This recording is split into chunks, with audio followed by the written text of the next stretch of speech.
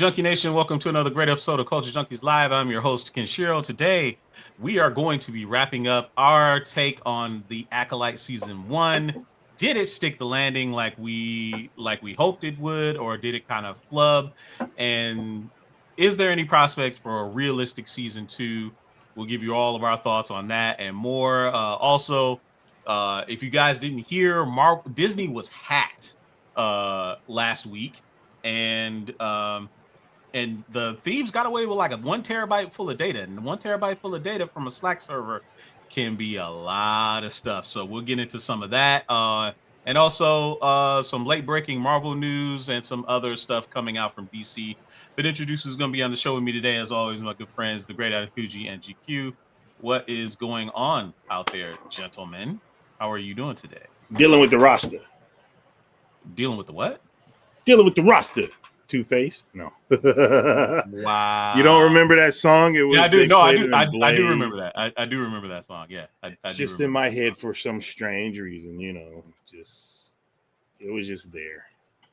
It was just there. Yeah, sometimes just the songs just to pop in my head, and I can't do nothing about it except for listen to the music or whistle, and I'll be whistling. All right. So, yeah, today, a lot of really cool stuff to talk about. First and foremost, the most exciting thing that we got today, that I got today, and I shared it with all of my brethren out there in the Culture Junkie Nation Facebook fan group, is the trailer for Ranma One Half's remake came out this morning. It's going to be animated by Studio Mappa. The trailer itself looks really great, but what's even better for me? What's even better is they got the entire original Japanese voice cast to return for this show. Not just one or two voices, not the two principal voices. Everybody's back, with the exception of the original actors for Genma Saotome and Son Tendo, who are basically Rama and Akane's father, because they died. Yeah, and the narrator. I guess they have a narrator, which I don't remember ever really hearing a narrator. But it might have been in the first few early episodes. Okay. Unless they're talking about my man that was the Chinese dude that was I don't remember, the one that was at Jusenkyo. I don't know if he ever really narrated him. Oh, the Jusenkyo guy. Yeah, I know what you're talking about. Yeah, I don't know. Yeah, but all I remember is that I'm just excited that they're all coming back. Obviously, Megumi Hayashibara, was a great voice actor. She did Lena Inverse's voice. She just Rei Ayanami in Evangelion. Kape Yamaguchi, who was Inuyasha and Rama, a bunch on top of a bunch of other people as well. It's just it's kind of an exciting time. Like I said, coming back to it's going to give you that old nostalgic feeling. And you had asked me before, you're hoping that they're going to do like the way JoJo's Bizarre Adventures was done. Follow the friggin' manga, exactly, and give us a real ending, because one of the things, Ranma being one of my starter anime from the early 90s, back when I was a young boy, I rented that from the video store my dad used to go to, and me and my brother, that's one of our favorite anime, and I don't think when I say a proper ending, like exactly what happened to Rama and Akane, they were betrothed to each other. They had their issues, but they actually liked each other. But they never did one where it's like, all right, this is like, I always talked about, like, the last episode shouldn't even be an episode. It should be a movie about they finally confess their feelings for each other and they get fart married. Because even though it was pushed on them, they did a lot of stuff with each other that, you could tell that they had feelings for each other. So. Oh yeah. Well, yeah, 100%. It happened. And it's, it's a trope, it's totally a trope. The whole, nobody can, admit their feelings and being honest about it. Which honestly, if we're being 100%, that's always annoyed me about anime. And a lot of times that, not being able to be open and honest with your feelings is somehow bad, or, I know teenagers are awkward, but we ain't never been that awkward. Well, maybe. I mean, I think I was. I could tell you a story that was extremely embarrassing. That if I had this Darian's brain back in 1993/4, or maybe it was 4/5, that when I went to the first high school that I went to, I would have did a few things a little bit differently because an opportunity was put right there in front of me. And even if that was rejected right then and there, I would at least known instead of being a little pussy ass bitch. Okay. All right. I don't know. So, yeah. So I mean, I can get it. Yeah. To answer your question, though, I don't think.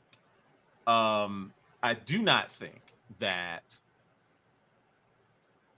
I do not think that they're going to do just straight up the manga. I think they're going to do just like Urusei Yatsura, which just ended, where they're going to take specific stories that maybe never got animated or were never animated accurately to the manga, and they'll do those.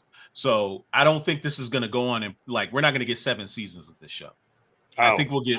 I think we'll get. That's too much. Because Urusei and just hear me out. So Urusei Yatsura got 2 seasons, but it got 24 episodes. So it was 48 episodes total for both seasons.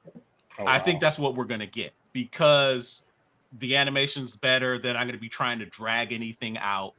I think in 48 episodes they'll be able to tell enough stories, get rid of some of the repetitive stories that they've had because Rama had a lot of repetitive stories. Yeah. And they'll just literally just be able to cut through all that and just give everybody what they want. No Happosai in the trailer. Oh boy, Happosai better show his ass up.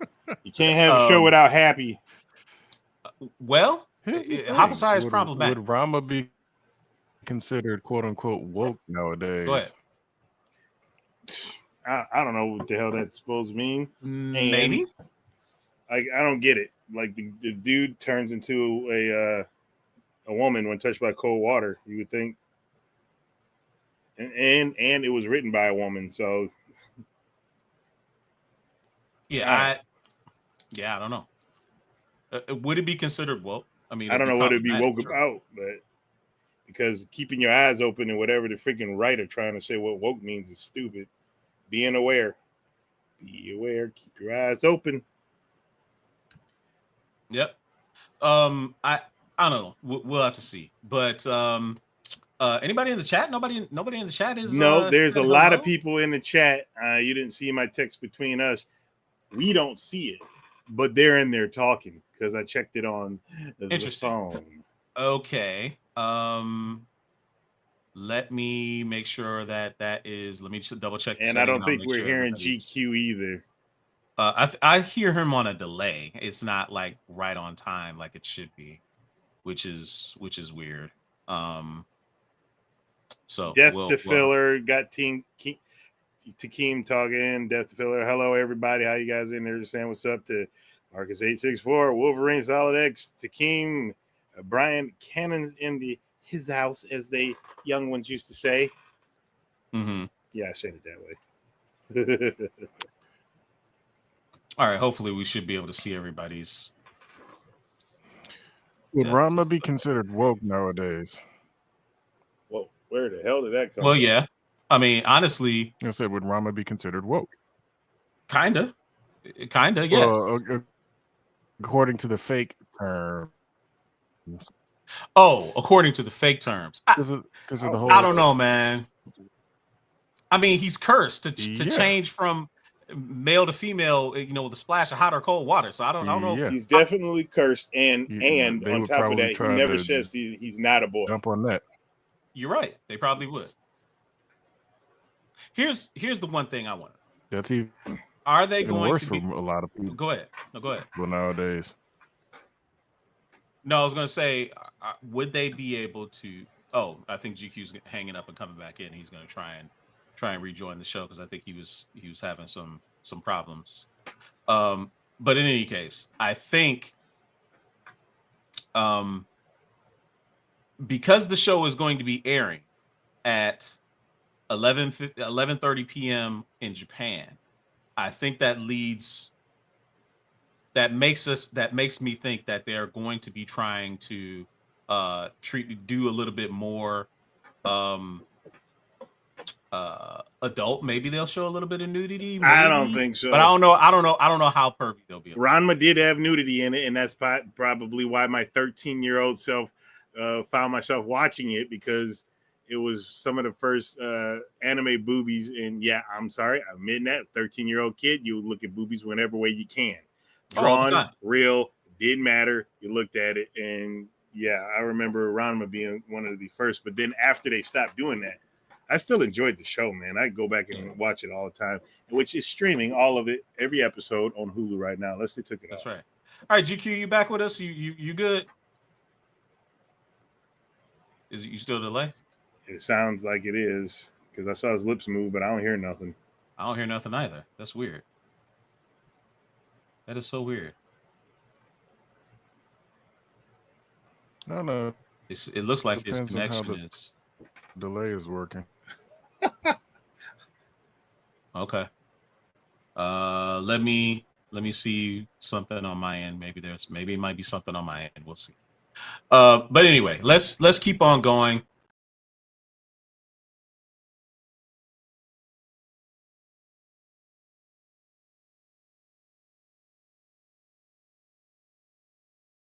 Today, it was announced that Kevin Feige is courting the Russos to return and do the next Avengers movies. Now, we know there's only been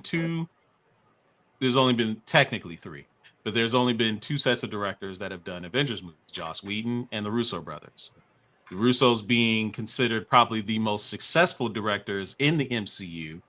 Is it a good idea to bring them back, or should they turn the Avengers back over to a new voice and give us something different? What do you guys say?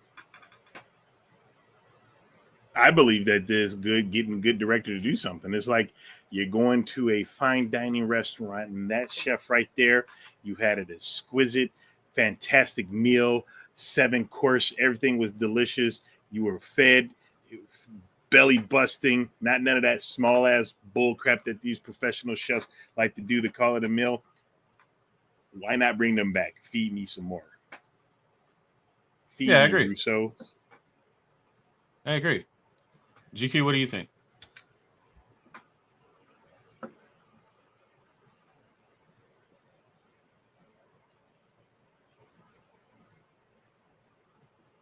Can you hear him, D? I did not hear anything. I didn't hear anything either. It's weird. He's got greens on his side. I don't know what the sound is. I don't know what's going on there. Well, what does the Junkie Nation say? What are they saying? Let's see. So out there, we're saying they're still saying can't hear GQ. Anything else in the chat that they're talking about with regard to? Let's see here, because I'm starting to see the Twitch up there now. Amrik says, GQ says, Wolverine says can't hear GQ. Can't hear GQ. That's about it. That's about it. That's weird. I'd love to say hear what the GQ got to say. Yeah, I don't know what the deal is. So I'm gonna go. I'm gonna basically go 2-cam. Just you and I until GQ can come back, and maybe we can see him in, and we'll get him back on the show when he gets back in, and maybe when he pops in, we'll be able to hear him. You're not that late, Steve. We haven't got to the Acolyte yet. That's going to be our main attraction. So you ain't late. You're good. But right now we're talking about the Russos being courted to come back and be the directors for the next Avengers movies. Is this a good idea? Is this a bad idea? Do you want a new voice? Do you want the same old? Because it does seem like you can't go wrong if you're going to pick the Russos. They do have the highest grossing films in the MCU under their belt, whether it be, and they have the best performings or the best, they have maybe 4 of the top 5 films considered the best films in the MCU altogether, which would be Winter Soldier, Civil War, Avengers Endgame, Avengers Infinity War. Like they did all of those. Well, the Russos did Civil War, not Civil War. Excuse me. Oh, you just said it. Winter Soldier? Yeah, yes, Winter Soldier. Yes, they did. That was their first MCU movie, The Winter Soldier. They should have did Falcon and Winter Soldier. I mean, not Falcon and Winter Soldier. I mean, Captain America, Falcon's Edge. I mean, Falcon. I mean, they did it tomorrow. Tomorrow, yeah. What? You know what I'm saying? No, I don't know what you're saying. They should have did Captain America. Which one? The first one? I don't know the name of this new Captain America. Brave New. Oh, the new one, Brave New World. New World. Yeah, Brave New World. They should have done that. I don't know, man. It looks like the director of this new Captain America movie looks like he's going to do a pretty good job. So yeah. I don't know. Chris, we're about to get to the Acolyte. We're not there we'll get to the yet. Acolyte. Hold your thought on that. Steven Sanchez and Chris, we'll get to that in a second. We'll get to that in a second. But we're just talking literally. We're catching up with some of the news, the Marvel stuff that's out there. Maybe to give GQs a little bit more time to get back in. Let's bring up this the notion of the leak. Disney was hacked earlier this week, and right now they've been hacked by No Bulge. Over their approach. Yeah, I have no idea. Over their approach to AI. So I'm going to read it from. Let me find somewhere that's somewhat reputable. Let's see. Here we go. From Deadline, Disney investigating possible major hack of internal Slack channels. The No Bulge website under a header, Disney internal Slack says it's hacked almost 10,000 channels, every message and file possible, pulled from Disney's internal Slack servers. They say they have, and I quote, unreleased projects, raw images and code, some logins, links to internal API web pages, and more. Have fun sifting through it. There's a lot there, the website says. So this is free and readily available for people to download and sift through, which is very much akin to what happened to Sony a few years back. I think this is crazy. Which is how we found out about the whole Disney collaboration with Sony over Spider-Man back in the day, and the internal messaging that was going on about that, along with their plans for Craven and Madam Web and all this other kind of stuff. Marcus864 is asking a very poignant question. He's saying, do they have the reason Bo DeMeo got fired? Now, there's been nothing official about that. The only thing we've heard is a lot of rumor and scuttlebutt. The reason Bo DeMeo got fired is that he had a OnlyFans. Bo DeMeo was showing his dangalang on the internet. Bo DeMeo is gay or queer. I don't know what he chooses to call himself as, and he has an OnlyFans where he was doing OnlyFans type stuff.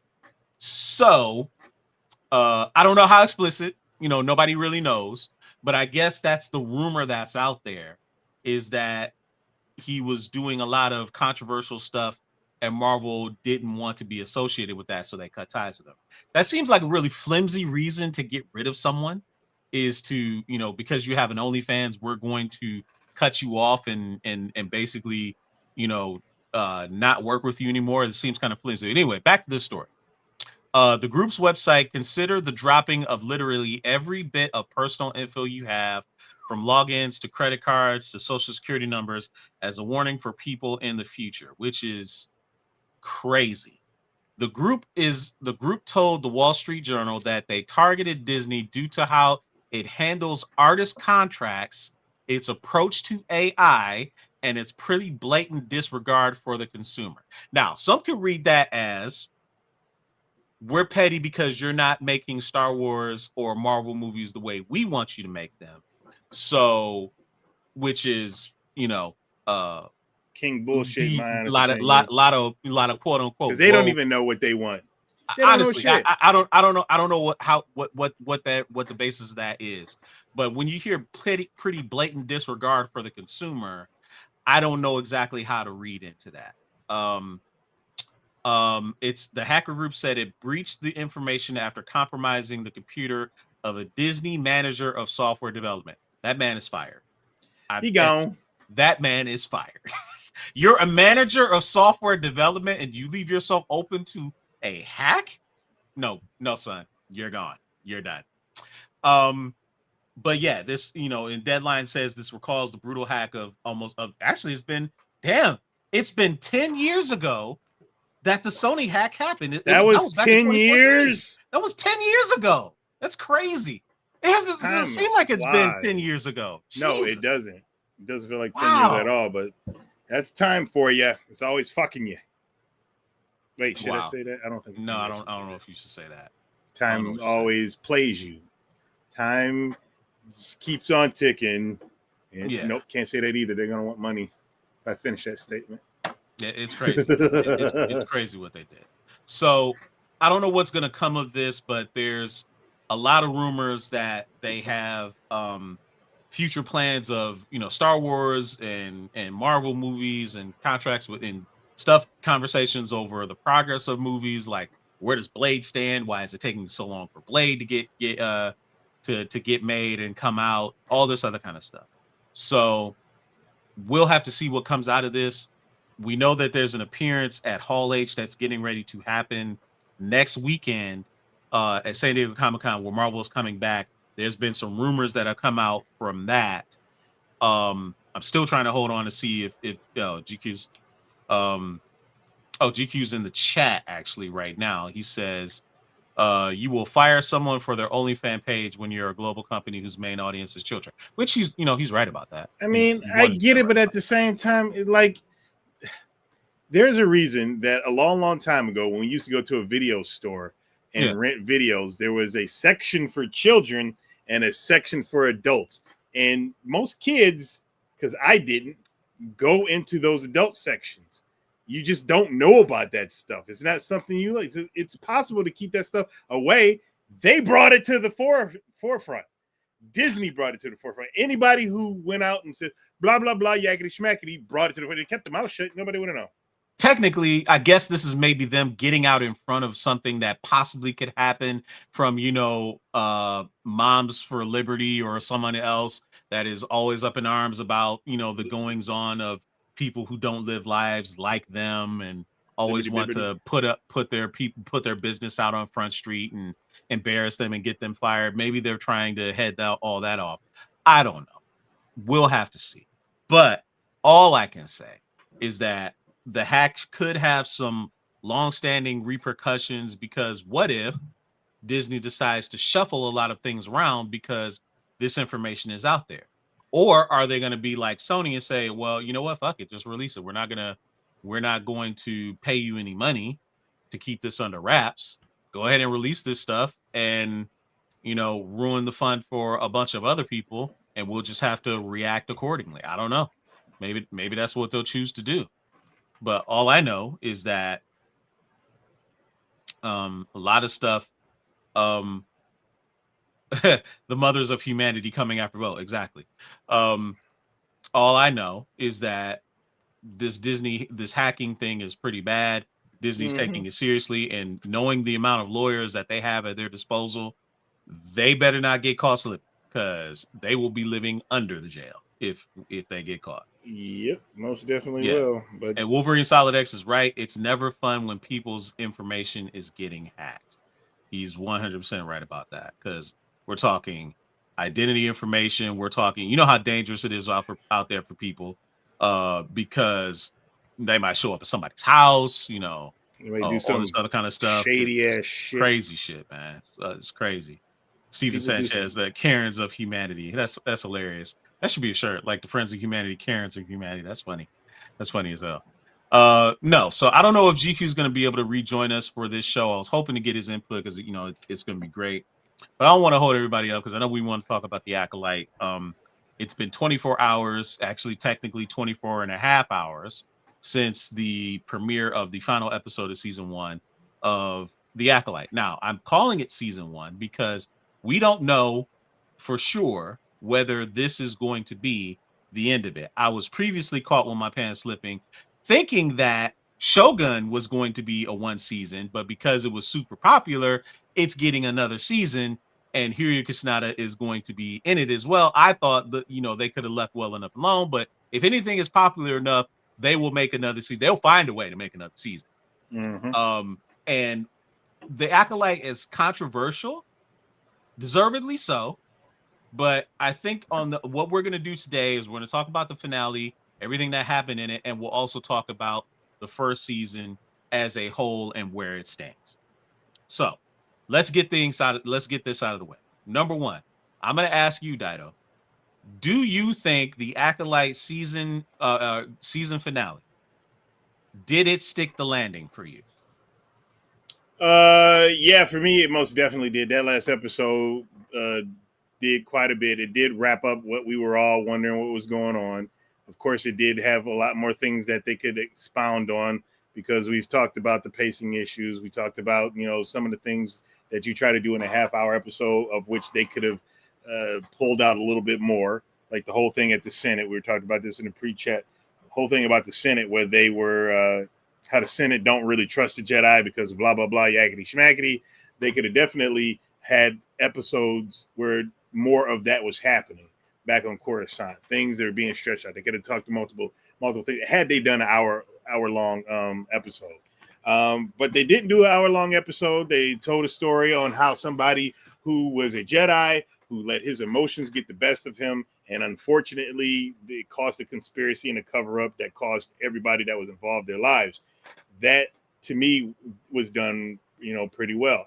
It's not the greatest, but I've always been the thing that I like Star Wars, and I never thought Star Wars was always the greatest. I have enjoyed almost everything I've watched the Star Wars on the positive side from almost everything. Some of them a little bit worse than others, but nothing to the point where I say things are trash. I typically am able to tell you what I do and do not like about something, but I don't throw all the babies out with the bathwater just because, one of them is missing a toe. It could still be, your whatever. But with saying that, I liked the ending. I really did.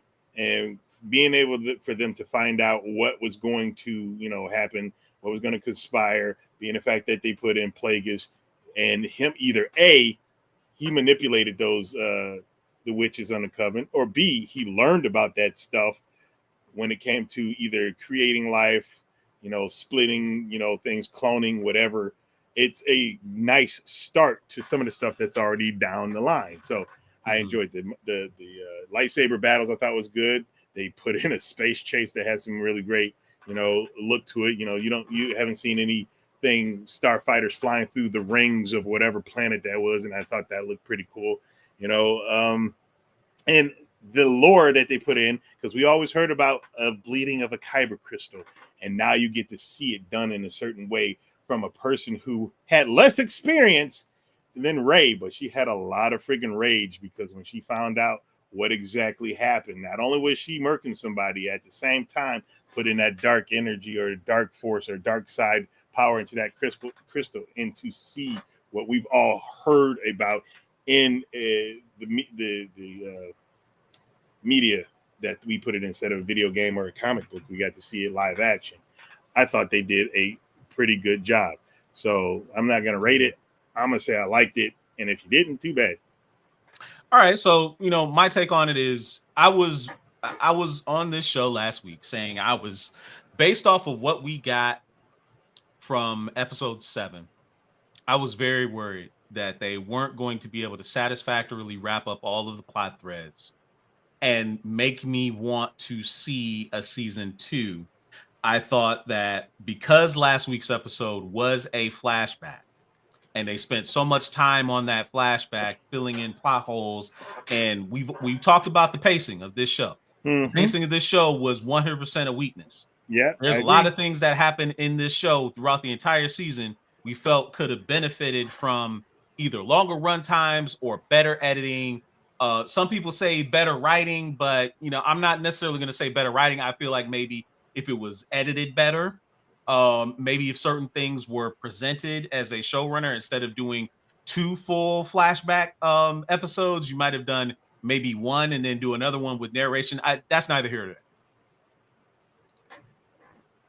I was satisfied with this season finale because I felt like I got all of the things I needed to have resolved. I got a lot of really good action. I finally got to see David Harewood, who in literally one speech with Vanestra, killed the game. Like he had the best line. He had the best line in the entire show.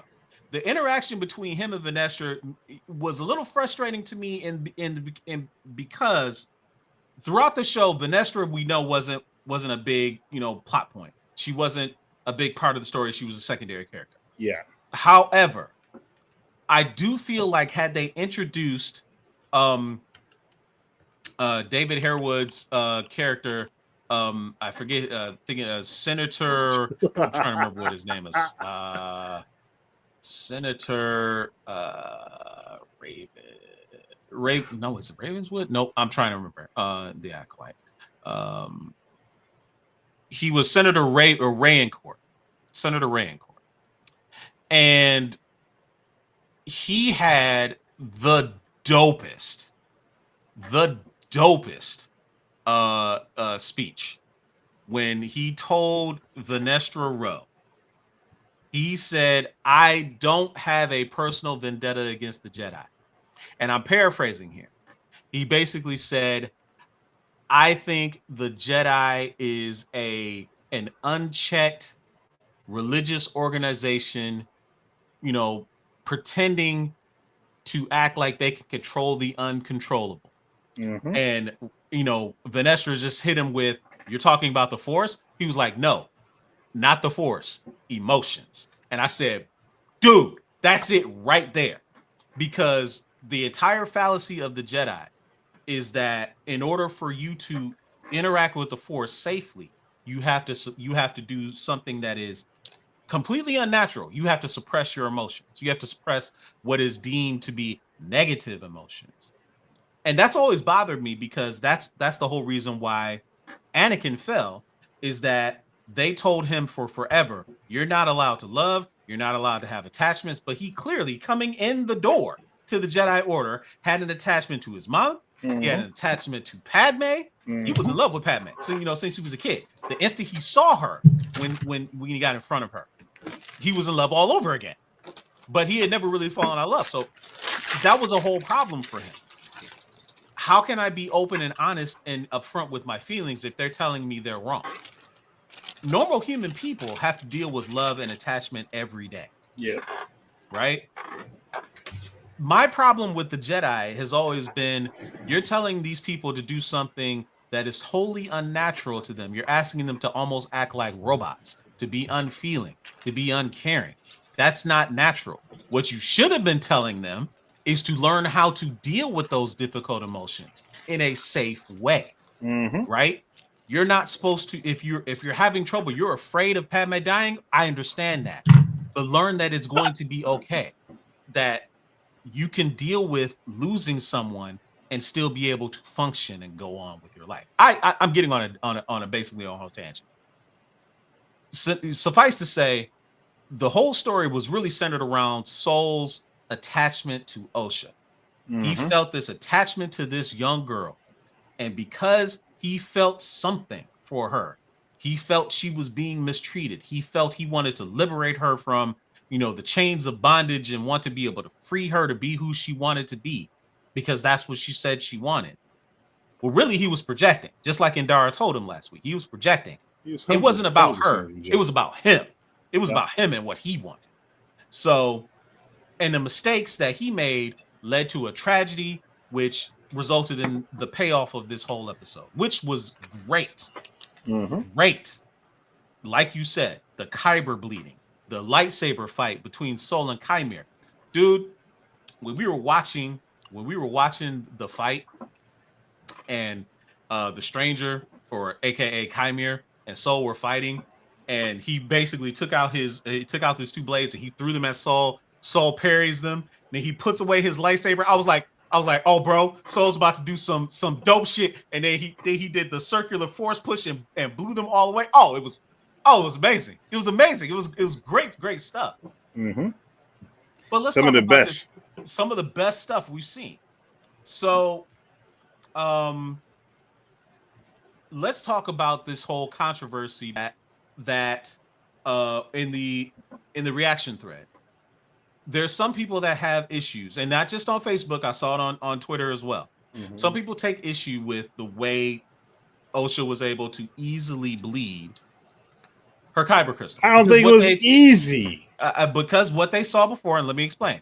Mm-hmm. What they saw before is that when Darth Vader did it in the Marvel canon established comic books, he took a crystal of a recently murdered Jedi that he just murdered, took the crystal, went back to Mustafar under Palpatine's orders, took it to a cave that was bathed in Darth Force energy, and then poured his rage and anger into it.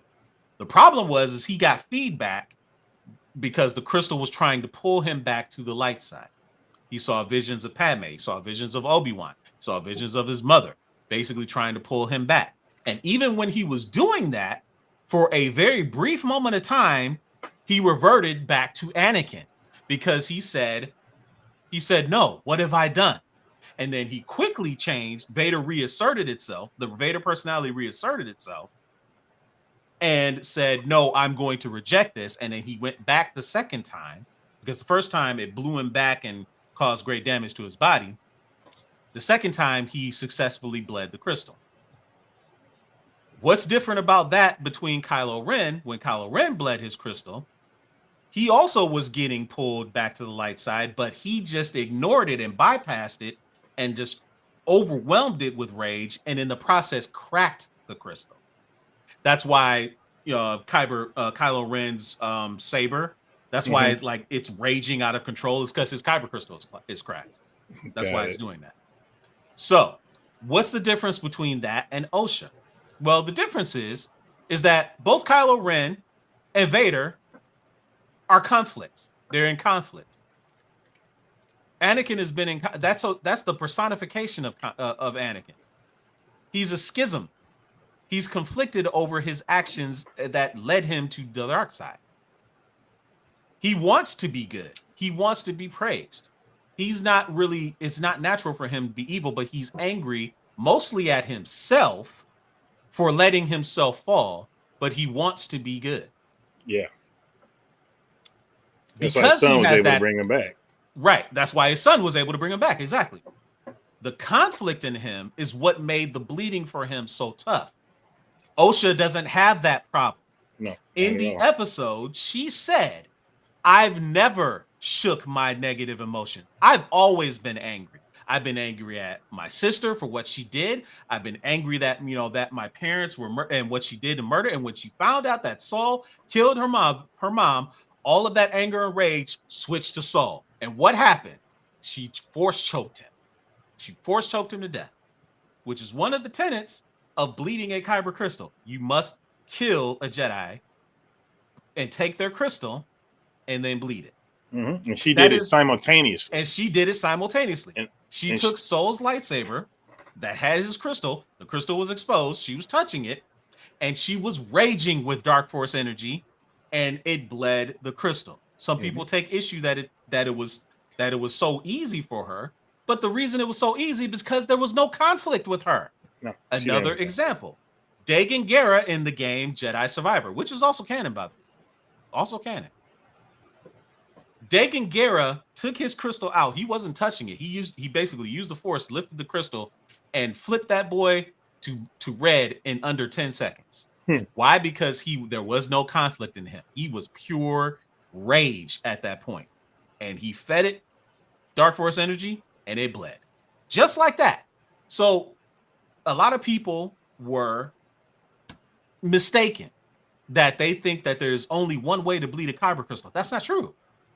I mean, technically it's true, but OSHA did it the way everybody else has done it. She fed it dark force energy. That's it. The only reason why she did it easier than Kylo Ren and Ben, or than Anakin, is because she wasn't conflicted. That's it. That's it. Yeah, you and I can see that, but again, most of these people out there are trying to figure out, or trying to. Everything has to be the same. Everything's supposed to taste like vanilla. All right. Mm-hmm. So if they had vanilla once and vanilla made them feel good. This has to taste like vanilla for them to feel good. I don't know if I've already explained this to people, but again, when certain individuals either A, they're doing it on purpose, or B, they're doing it because they don't have that feeling right here. And when somebody is not able to critically tell me what is going on, it's just the feeling that they don't like and they can't explain. So, that's yeah. And Ahsoka unbled her lightsabers, meditation, positivity. I mean, a lot of things don't have to be 100% the same. Like they're going over about the witch cult. It's not the first witch cult we ever seen. They're going on about, the virgins in the Force. It's not the first virgins. There's been other cases of virgins. It just they want to find something. Like again, I enjoyed the show. I like talking about the stuff. I like some of the lore that they pulled that you did not see, but you've heard about, or you saw it in a different medium, like in the video game or a comic book. This is the first time in live action, and doing unbleeding is purifying. Okay, yeah, but yeah, and I saw Chris earlier say that they did Soul dirty. I don't really think they did him dirty at all. Yeah, I would love for him to explain that if he's still. I would too, if he's still in there, because I like to understand how they did him dirty. Because Soul did think he was doing the right thing, but he made some pretty bad decisions in what he thought was right, and unfortunately, because Anakin thought he was doing the right thing. For my eyes, the Jedi are bad. That's him thinking he's doing the right thing. And let's dissect that, right? Let's dissect that whole notion of doing Soul dirty, or the prospect that heroes can make mistakes and it have tragic consequences. When Soul killed Osha's mother, he did it because he mistakenly thought that May, who was alerting them to trouble, was Osha. Because remember in that episode, he called out and he said Osha. Yeah. But it was actually May. And then he saw, May's mother, May and Osha's mother, start to disappear into, smoke and do all this other kind of stuff. And he had a fear. He was gripped with fear. So what did he do? He took a defensive action and killed her. It was a mistake. It was an accident. I wouldn't call it a mistake. I don't think it was a mistake. And he might have felt afterwards what he was a mistake, but what he was doing is he thought that she was probably going on an offensive. He saw her turn to smoke, to smoke, his attachment to Osha, like you said. And so he was like, oh, she's about to do something to hurt this child. I got to stop this. Right. Exactly. Right. So, yeah. So it was his fear that led him to make that mistake. Now, I've heard some people, take umbrage that they don't like seeing their heroes have flaws, or the heroes not be perfect. There's never been a Jedi that made a mistake. Weird, right? There's never been a Jedi that went rogue. There's never been, not one, in all the Star Wars we've ever watched. I guess their problem is that they say that's all we've ever seen. We've never seen a hero just be perfect and not make any mistakes and not all the kind of stuff. But that's it's a fantasy, yes. It's an idealistic fantasy, but it's not probably the best way to present it, because if you have a perfect heroes are boring in storytelling. If they never make a mistake and they never slip up, but kind of like Superman in a way, but even as Superman in a way, there's some things he can't do. He can't overcome natural disaster, somewhat, but he can't be everywhere at once. He can't save everybody, and he also can't overcome medical emergencies like a heart attack or cancer or something like that. He can't do nothing about that. But as much as he be able to see laser focus and beam that cancer right out of your body with his laser eyeballs. But anyway, but some people are just saying, "Oh, I'm just tired of the Jedi being depicted as bad guys." I don't see them being depicted as bad guys, though. Okay, what they mean by that is their idea, their childish idea of the Jedi Order is that they're the good guys. They stand for right and justice. They're in light and stuff like that. However, the basic premise of the Jedi Order is those things. The execution of the Jedi Order is not those things, because when you mix religious organizations with politics, things always go wrong. And we're seeing that a little bit even in this show. this show at the end was the beginning of the fall of the Jedi Order, because the Senate is now insisting on having oversight over the Jedi in open transparency, whatever that means. And we also saw in this show that Venestra is very much a political Jedi. She's not a Jedi in the sense that she's not beholden to the Senate or all this other kind of stuff. No, she feels inherently the pressures of keeping things clean, hiding things, being shady, not telling the entire truth, because she feels like it's in the best interest of the order to hide certain things from people, which is not the way heroes are supposed to act. You're always supposed to be truthful, upfront, and all this other kind of stuff. That's the idealistic way of looking at things, right?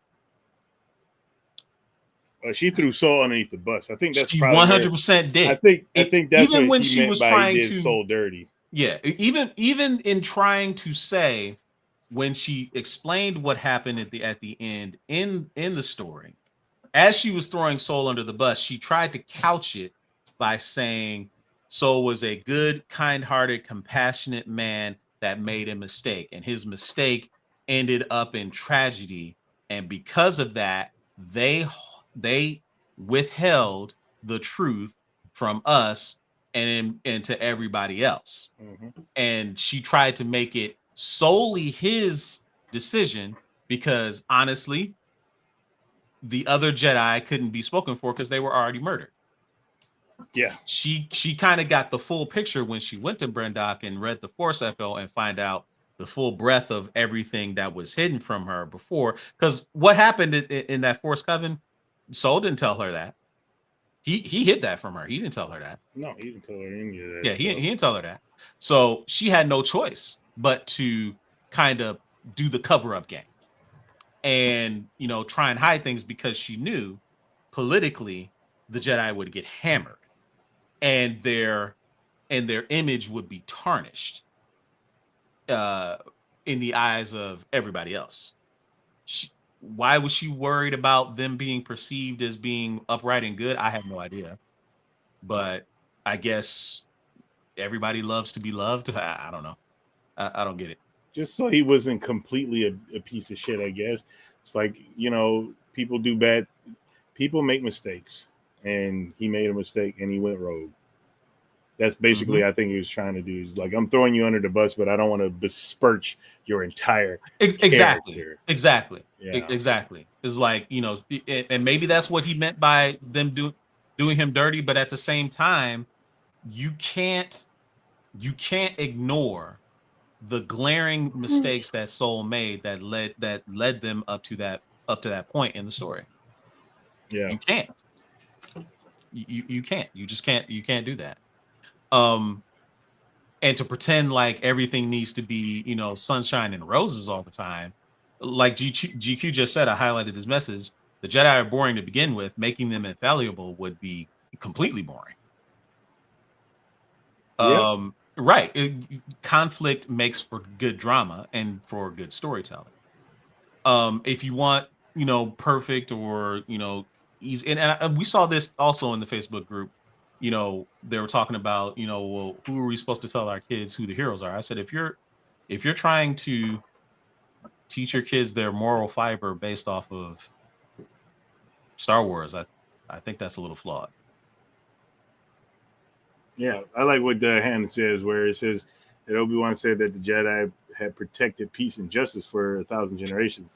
Never said anything about them being morally perfect and pure. I mean, that's true. If you watched Farting Clone Wars, there was a few Jedi that freaking, as they would say, fell off the path, but they thought that they were doing the right thing. They thought that the Jedi lost their way, and I'm not associating myself this way. I'm going this way. What's her name? God darn it. She was in. Oh, was that not Visions? Was it? It was the one that she God darn it, my brain is going foggy. Barriss Offee? Yeah, Barriss Offee. Thank you, Barriss. She was the one that and Pell. I thought it was Kong Prell, but whatever. Prell. Yeah, both of them are two that stand out. That this is what I'm doing because I don't think you guys are doing the right stuff anymore, and I'm going this way. Mm-hmm. And all of a sudden, was kind of that way, and so was Dooku. And apparently so was Quinlan Voss. I mean, there was a whole bunch of them, but all of a sudden, Jedi's always pure and always good, and then everybody never falls off. Let's get out of here. I mean, even Anakin did some shady stuff. You know, he didn't always. The man slaughtered younglings at the Order 66. Like, get out of here. Or let's not forget, in a rage because the Sand people kidnapped and killed his mom, he slaughtered the entire village. Women and children too. Like, come on. I still can't think of the word I was thinking of. What the heck is wrong? It's just like, tired brain. I just don't get it. I don't get it. But anyway, so getting back to what we maybe hope to do, you think we're gonna get a season 2? Would you like to get a season 2? I would like a season 2. I think we're gonna get a season 2 because, like, I still do think there's more people who like the show. They said the ratings are off the chain. So I do think that there's going to be a season 2. I do think there was more people who like the show than there are people out there that hate it on the show. You're not going to have everybody liking everything because there was, I'm pretty sure you could find somebody out there that didn't like Infinity War or Endgame. In fact, 100% you can. So yes, and Winter Soldier. I mean, I haven't met him, but I'm pretty sure there's people. I would really love to know who did not like the Winter Soldier. Well, there has to be. Unfortunately, everybody's not going to like everything all the same, and that's just how it is. And it is what it is. And I'm not going to hate them for it. I just wish when you do not like something, just don't tell me it's trash. Because as soon as you just start saying it's trash, it's garbage, I'm ignoring you. I don't hear anything else you got to say because you're not able to. There's got to be substance to an opinion. You got to elaborate. You got to elaborate. You got to be able to say you don't like these things without using those words for me. Yes, if you can say what you don't like about it without reverting to pejoratives, then okay, we can have a discussion. But if you can't do that because you can't accurately articulate what it is that you dislike about a show, then you don't need to say anything. Yeah. Just don't watch the show. And definitely don't hate watch it and come in and then annoy the rest of us who are enjoying the show, right? So getting back to if there should be a season 2. Now, we saw at the end of the show that they left a lot of threads for season 2. Venestra's connection to Chimere completely revealed. An apprentice of mine that turned to evil. A nice throwback to episode 4, by the way. Obi-Wan said the same thing to Luke. He was a pupil of mine before he turned to evil. That type of thing. I like to know their backstory. I want to know what's going on with that. So, obviously, there's something there. There's the appearance of Darth Plagueis, the Wise. Yeah, Darth Plagueis, the Wise, that we saw. And then also what's going to happen with May, because her memory was completely wiped, but she knows there's a hole there. Is Venestra going to turn her essentially to try and find Osha and find Chimere? Well, so there is stuff there. And also, let's not forget the last shot of the season finale was Venestra going to converse with Master Yoda. At long last, the man that everybody kind of really wanted to see. So I think there's enough there for a season 2. Will we get it? I'm not sure. They've been strangely non-committal about second seasons of a lot of shows. Like outside of The Mandalorian, which got 3 seasons, I think I'm not sure if they committed to an Ahsoka season 2. People want it, but I don't know if they committed to it. They haven't committed to a Book of Boba Fett season 2, which honestly, we understand why. Hey, let's get somebody writing from the Mandalorian and treat him like the Mandalorian, because you can't handle Boba Fett. Oh, well, Boba Fett just sitting in the town protecting the town. That to me is boring. Boba Fett is a bounty hunter. That's how we know him, as being a bounty hunter. And they took all that aspect that Boba Fett was supposed to be, the coolness and all that stuff, and they stuck it to the Mandalorian. They did. Yeah, they did. Like literally the show was dragging until it was episode 6, I think, or 6 or 5 or 6, whatever it was, The Return of the Mandalorian, which is essentially Mandalorian season 2.5, like the show basically took off from there. It was great after that. Yeah. Although I did like Marshall Vance. Cobb Yeah, Vanth that was great. He was a great character. I wish they hadn't killed him off. He was that. Yeah, I wish they hadn't killed him off. Anyway, so there's a lot of people in the chat. There's Steven Sanchez says there's too much not to have this season 2. The Venestra Chimera connection could be a pretty big focus, and Plagueis, of course, clearly Chimera and Ocean May got to go at some point.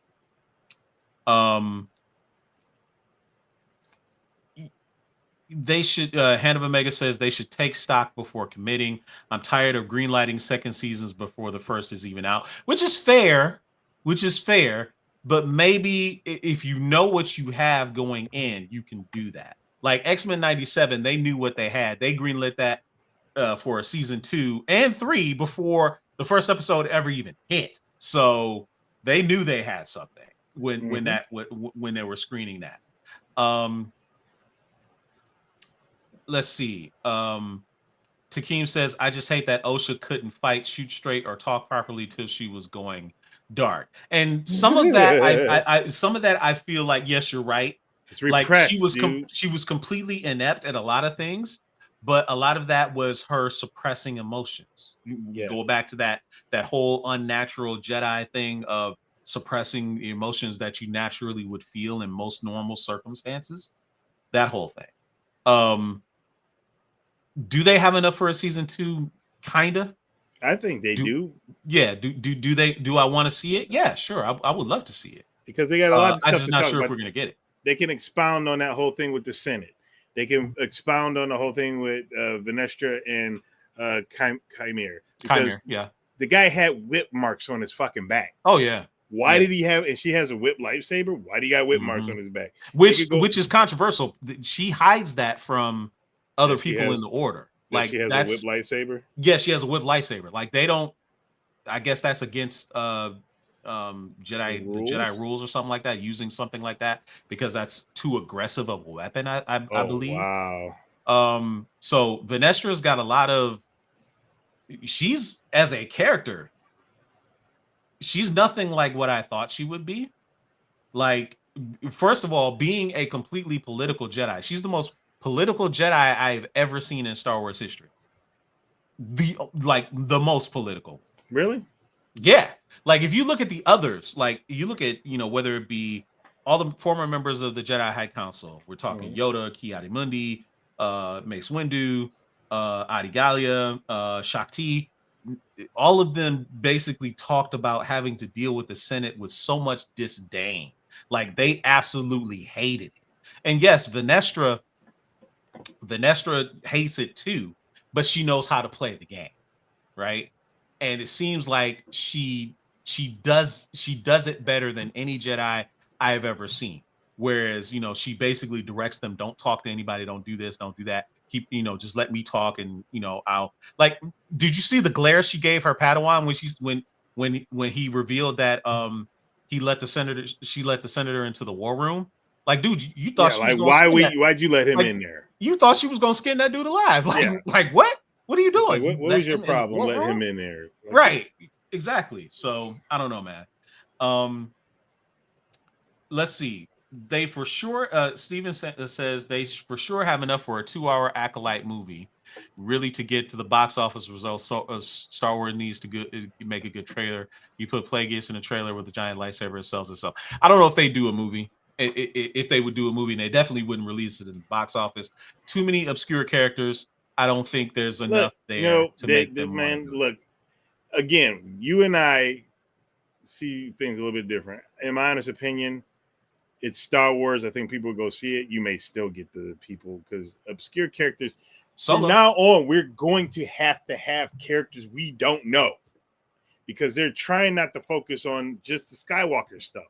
There are so many stories that can be told in both eras. You got a lot of stories that can be told of Skywalker. You got a lot of stories that can be told without. There's tons. So the thing is, I think they just don't want to take a chance. But I most definitely think if it was given to a proper editor, you could take those 8 episodes and turn it into a movie and yeah, edit it 100%. I would love to see that. I would love to see the Acolyte recut as maybe a single film. I think they could definitely could it work as a film? I think it could. You know, would everything necessarily need to be in the movie? Because we're talking 8 half-hour episodes. They could 4-hour movie. They could pull some stuff out that doesn't need to be there to make it work as a 2-hour feature film. I think you could do. So apparently Vernestra, because she's a Padawan character in the High Republic novels, she's a Padawan and she has the whip lightsaber there too. So so maybe she's not. Maybe it isn't as controversial as I thought. Hannah Omega is asking, you guys like the lightsaber wakizashis or short swords? Absolutely, I do. I thought that was one of the coolest things I seen. You know, when Chimera basically whipped that boy out and had the lightsaber, long sword, and short sword. It was great. I thought it was awesome. But, you know, whoever the stunt coordinator for this show needs to be made the main stunt coordinator for live action moving forward. Because that'd be nice. Because the action scenes in this show were amazing. Oh, by the way, so from what I understand, the stunt coordinator for this show was the stunt coordinators that did the hallway scene for Darth Vader in no wonder things are really good. That's why it's good. They need to go ahead and just make that a permanent deal. Just no, you got the job. Anytime there's lightsabers on screen, this is your deal. This is your bag. That'd be great. Let's see. So where would you rank the Acolyte as far as single seasons, not entire shows, because I think that's unfair if you put The Mandalorian in, because it's got 3 seasons. Single seasons of live action Star Wars shows, Mandalorian seasons 1, 2, and 3, The Book of Boba Fett, and Ahsoka, and now the Acolyte. Where would you rank the Acolyte? It's kind of hard because, of course, Mandalorian is number 1. I don't care what season you pick. You don't care. Some seasons were better than others. Yeah, I mean, granted, first off, I can't remember all the seasons. That's fine. Everything runs together at the moment, but it's still going to be my number 1. You say 1, 2, and 3 are better than any other live action Star Wars show, in your opinion? For the Mandalorian, I think the Mandalorian does great because though it is set sort of in the Skywalker saga, it is not focused on him, and nobody complained about that at all. They didn't give 2 shits that it wasn't really about the Skywalker saga. And, yeah, we got a little dips in here, things that from Star Wars Rebels, but that wasn't the main thing. And nobody freaking complained. I don't understand why they didn't complain about that. But okay. But I think. See, the thing is, I think Book of Boba Fett and Obi-Wan are kind of at the bottom. So this has to go in the middle because I like Ahsoka, but Ahsoka also had some stuff that I think it needed to do because though I watched all the Rebels, so I got it. And they made the show as if you watched Rebels. They made the show as if you knew who all these characters are. And they had to do it that way because you don't have time to go through everybody's go back and talk about stuff. Because if you didn't watch Clone Wars, if you didn't watch Rebels, you don't know who Ahsoka is. You don't know who you don't know who anybody is. And so you think that hurt Ahsoka being tied so close to the Rebels? For most people, because again, it had that pacing issue where they could have basically expounded about a lot of stuff, but they just says, boom, characters, boom, the situation happened. Boom, you don't know why that situation happened. This guy is gone. We don't know why he's gone. We know why he's gone. They do explain some stuff why he's gone, but it's kind of like Mandalorian, Ahsoka, Acolyte, Obi-Wan, and then Book of Boba Fett for me. I think that's kind of where I'm going. Okay, so say that again. So the Mandalorian season 1, 2, and 3. Yeah. Ahsoka, the Acolyte, then Obi-Wan and Book of Boba Fett. So Book of Boba Fett is last to you. Okay. Book of Boba Fett is definitely last to me. Okay. I really think that they could have did better with Boba Fett, but before that show even came out, I was one of the people that says, fuck Boba Fett. Because everybody was like, Boba Fett, Boba Fett. I'm like, Boba Fett where? He didn't do nothing in the goddamn movies, right? Nothing. He did nothing. And it's all the Mandalorian's fault, by the way. It's all the Mandalorian's fault. and then when he all had this reputation built up about him, and all the fans like he's cool, he's so cool, and then we're missing. Oh, Andor, excuse me. Andor. You're right, Andor. Thank you, Steven. Forgot about Andor. Andor's number 1. Andor's number 1. Then Andor's Mandalorian number season 1. 1, 2, and 3. Mm-hmm. Then Ahsoka. Then the Acolyte. Book of Boba Fett. No, Obi-Wan. Obi-Wan and Book of Boba Fett. Okay, all right, that's fair. Yeah. All right, cool. So thank you for that, Steven. I almost forgot about Andor. You're right. I did forget about Andor. So for me, because I recently just rewatched the entire Mandalorian and only the parts that Din and Grogu were in and Book of Boba Fett. So I kind of rewatched that a little bit too. I can break this down a little bit better. To me, season 2 of The Mandalorian is number 1. Season 1 of The Mandalorian is number 2.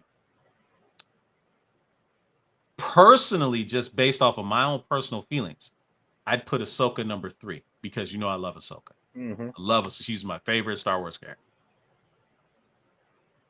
I would probably put Mando season 3 after Ahsoka. Then I'd put Andor. Actually, no, because for me, Andor was such a slow burn. I might put the Acolyte ahead of Andor. Oh, wow. To me, Andor was just such a slow burn. I appreciate it for what it did. A lot of the political talk, like the Mon Mothma stuff, I love. A lot of the other stuff was just really dragging for me. Mm-hmm. That's just me personally. So I will put the Acolyte above Andor. Then Andor. Then Obi-Wan, then Book of Boba Fett. That's where I would rank it. Okay. That's where I would rank it. So it's definitely not the worst show, The Acolyte. It suffered massively from pacing issues. Yeah. That's one of the only things I can really knock it for is its pacing issues. I think if you solve the pacing issues, maybe have a little bit longer run times for each episode to cram in some of the stuff that they really tried to cram in and give it a little bit of room to breathe. I think you really you would have had a lot more fans of the show, because you remember the first 2 episodes, a lot of people they were hitting, people really liked this show. Mm-hmm. The first 2 episodes going in, they really liked it because it was different. It was a Star Wars mystery, and nobody had really seen that before. But then they just muddied the waters a little bit too much from episode 3 on. Which kind of made it a little bit hard for it to hit for some people. I would love to see what everybody else would rank the Acolyte as far as the live action Star Wars shows. So Hannah Omega says Andor was well made, but for me, Star Wars is an adventure, and Andor and Bad Batch are just too slow and low key to grab me. Glad people who like them have them now. See, that's the mature approach to have when you're a fan. Mm-hmm. You can acknowledge that something isn't for you without you just bashing it and saying it's trash and no one should like it, like people tried to do with this show and other shows. The best storytelling, Han says, the best Star Wars storytelling would be the storytelling of Andor and the adventure of Acolyte, Ahsoka, and Obi-Wan. Obi-Wan had those pacing issues too, and that's kind of what did it in my opinion. The pacing issues for Obi-Wan was just really off. Takeem says more Crouching Tiger, less Robin Hood, Prince of Thieves, and Saber Combat. Please, I want a superhero fight with laser swords, not glow stick fencing match. Is that the way you thought of it? Like, because he's saying glow stick fencing match. That's the way they did the original trilogy. That's the way lightsaber fights were in the original trilogy. I don't really agree with that. And I get why he said for him Star Wars is an adventure, but there's way too much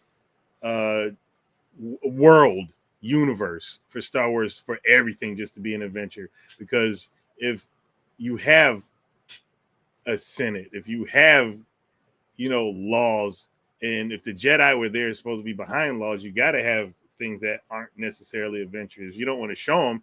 You can't really get into certain character development. So I think it takes all, and every story to me needs its own thing. So if you set up one Star Wars episode or series as an adventure, that's cool. You have one as a political, drama, whatever, that's cool. But yeah, I mean, I guess if it doesn't catch you, it doesn't catch you. For me, I look at each one as their own individual stuff and not compare them to the other one. Thus, I get what I'm looking for that. Because like it's saying you're going to Dairy Queen and you want fucking surf and turf. Like, fuck, like that's not fair. You're not gonna get surf and turf from Dairy Queen. Dairy Queen serves ice cream, and if you find certain ones, you can get hamburgers and French fries. But don't expect surf and turf because they don't do surf and turf. So if you have a conglomerate that the ice cream here, surf and turf here, Mexican over here, you go to for each restaurant for each one of those needs. And I guess if you just don't like Mexican, then I guess they don't like Mexican. But right, my brain is very much in. Sometimes I want Mexican, sometimes I want ice cream, sometimes I want this, and I'm good. But like I said, teach their own.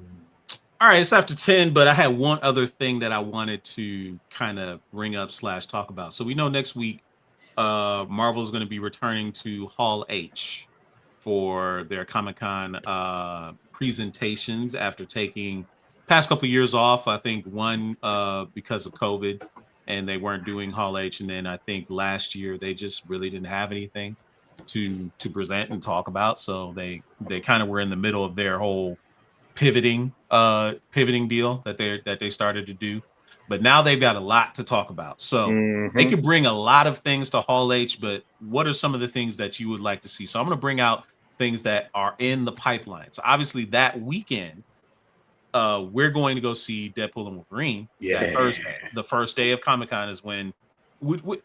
Can it line up any better? And I know they did this on purpose. More than likely, Deadpool and Wolverine is coming out the first day of Comic-Con next week. Yep. I think they did that on purpose because I complained that we didn't get a blockbuster 4th of July weekend movie like we have had in many years. They wanted to have the news of whatever's going to happen in Deadpool and Wolverine be fresh on everybody's mind so that they can hit like gangbusters come Saturday at Hall H, which has always been their day, Saturday in Hall H. So these are the things that they have, not counting Deadpool and Wolverine. We just got that Captain America Brave New World trailer, so they could talk about that. We've got the Thunderbolts in the pipeline that could directly, relate to Captain America Brave New World. We anticipating this is going to be the first time in live action and all on stage you'll have the Fantastic Four there. So we're talking Pedro Pascal, Vanessa Kirby, Eben Moss Bacharach, and I forget the fourth guy that's going to be in the show. That I apologize to you, whoever you are, sir. Armor Wars, they could do something announcing Spider-Man 4. Probably maybe some Avengers news. We'll see. But on the streaming side, you've got Daredevil Born Again. Wouldn't it be awesome to see Charlie Cox and damn, they said that something is supposed to be filming it at the same time, unless I misread it or it's some kind of rumor that Spider-Man 4 and something Daredevil is supposed to be filming at the same time. No, I haven't heard that.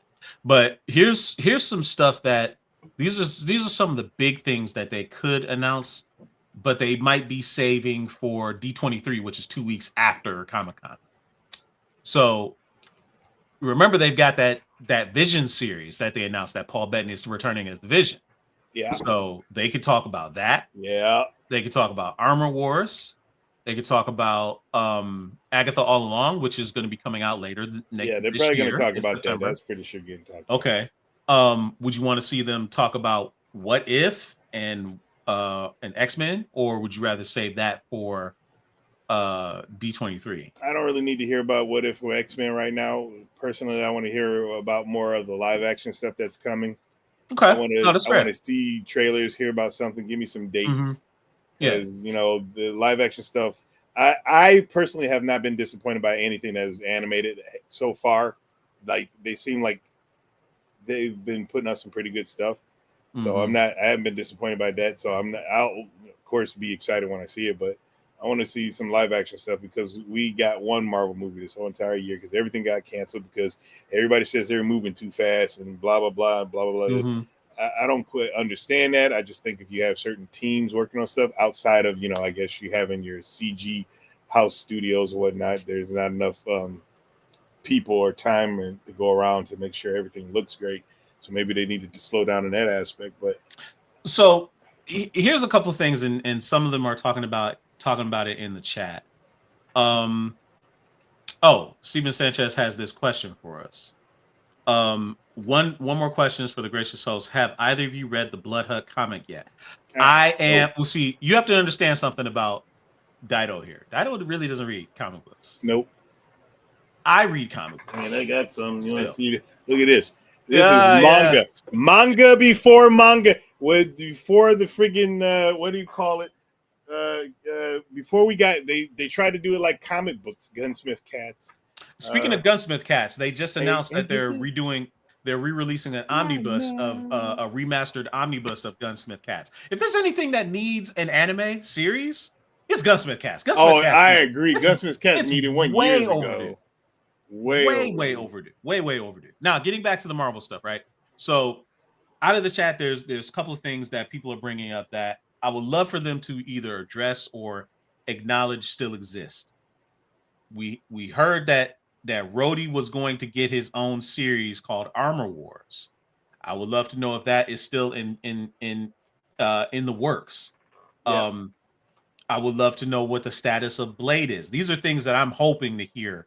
Yeah, that's what I mean by live action stuff, right? So, where does Blade stand at? We would love to know. Are they going to announce Shang-Chi 2 at this one? Like, it's been a long time since anything's happened with Shang-Chi. Where is he at? What's going? I didn't finish. Oh, you're right. I didn't read it because I don't read comics like that. He's right. I didn't finish answering the question. So the question is, yes, I am reading it, but I am reading Blood Hunt. I'm honestly really evented out, if I'm being honest, with a lot of the comics. Like, a lot of the stuff that they're doing in Blood Hunt, they're not going to last. One of the things that is mostly controversial right now is that they've turned Miles into a vampire. So he's a Spider-Man vampire now, which supposedly after Blood Hunt is over, he's going to remain a vampire for a while. much like Jubilee was a vampire for a good number of years in the X-Men before they eventually reverted her back to the way she is. I'm not a fan of that change. I don't know what the impetus of it is, for shock value, or just to make him different. I'm not really liking a lot of the direction of a lot of the Marvel books right now. So I'm just, I'm kind of like, I'm keeping up on them, but I'm not like super invested. Does that make sense? So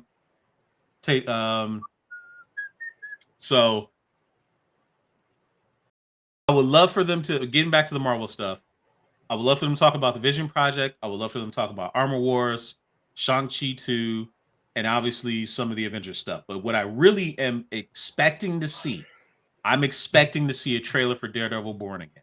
Mm-hmm. I'm expecting to see that. Really, I am. Because I wasn't expecting the Captain America Brave New World trailer to drop when it did. I thought we might get that at Comic-Con, but we've already got it. So I would love to see a trailer for that. I can't think of anything else that I'd want to see. I think you're right. D23, I think, could be for more Star Wars and Marvel animation stuff. Some people are saying that they would love to know about. Well, Bad Bunny, I did hint that the Fantastic Four more than likely will be there at Hall H 100%, because this will be the first time that they've all been on stage gathered together. This could be also the opportunity for them to announce Dr. Doom, if they're going to do anything with Doom in this first movie. Yeah, Dr. Doom. I don't know if they'll do that though. Like, would they? Marcus64 is also asking a very important question. Do you think an X-Men live action movie gets announced? The answer is no. Hopefully not. No, the answer is not yet. I do not. No, I think it is too soon. Whatever happens coming out of Deadpool and Wolverine, I reserve the right to change my mind based off of what we see. But obviously, we won't be able to talk about that until the show after that. The rumor is that Ryan Reynolds and Hugh Jackman both will be in one of those Avengers movies, probably Secret Wars. Holy crap. I thought Hugh was done. I thought he was hanging it up, son. Well, I thought he was putting those claws on the hanger and hanging it up. He said that 2 times already, though. He said that 2 times.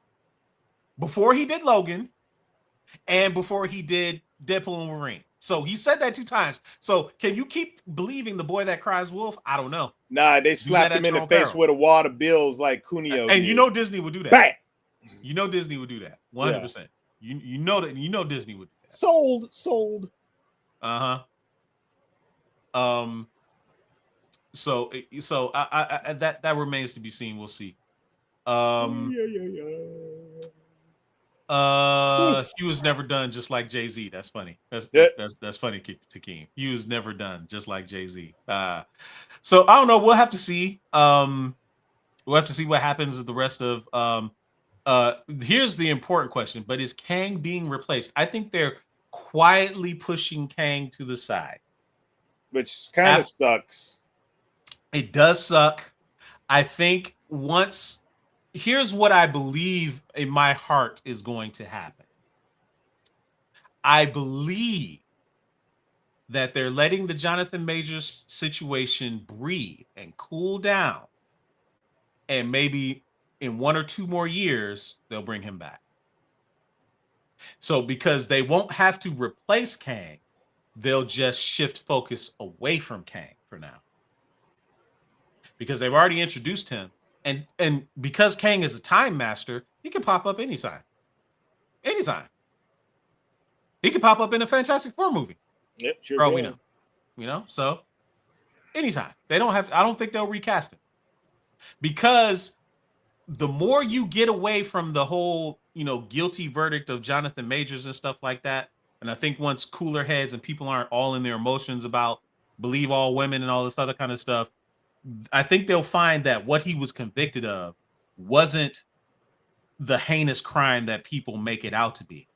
He hurt her in defending himself.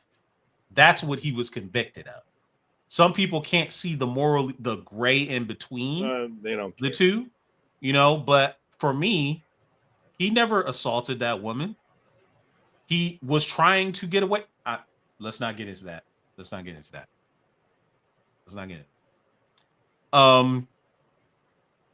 So that's what I hope to see out of San Diego Comic-Con next week.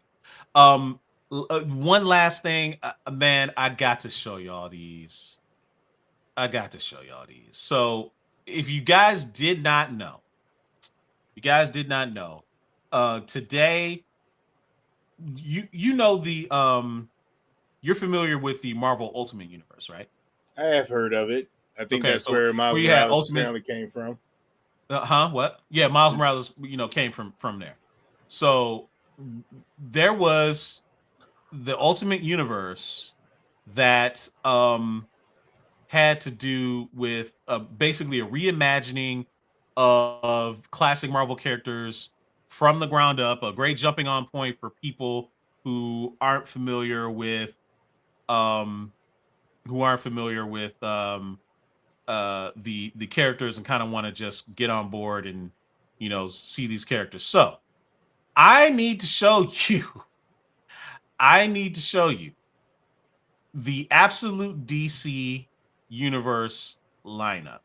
So let me bring this over to the media share screen so you guys can see this. Give me a second. So I need you to see what they're trying to push on us. So right here, these are the absolute versions of absolute Superman, absolute Wonder Woman, absolute Batman. I don't understand. So, I mean, literally just look at them. So they got the single shots of them. Here's absolute Batman. Is he a bat? He's super swole. Like he looks like a hulked out or Venom up version of Batman. What is this? Dice? What the fuck? This is what I'm talking about, man. Like what is this?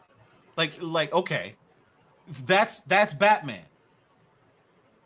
This is Superman with emo haircut and updated shield, which I don't mind. I actually like this better than I like what's going to be in the movie right now. Mm-hmm. I like this better than that. But Superman is basically, it's not blue. He's going to be in gray. Oh boy, gray, and his haircut with the high collar, and he looks emo, like almost edgelord like, right? I basically call this holy edgelord Batman because this is Wonder Woman. There's no lasso of truth. She's tatted and super muscular, and she instead of a lasso of truth, she carries around, you can see it in the first picture here, she has a big old long sword. Got that guts.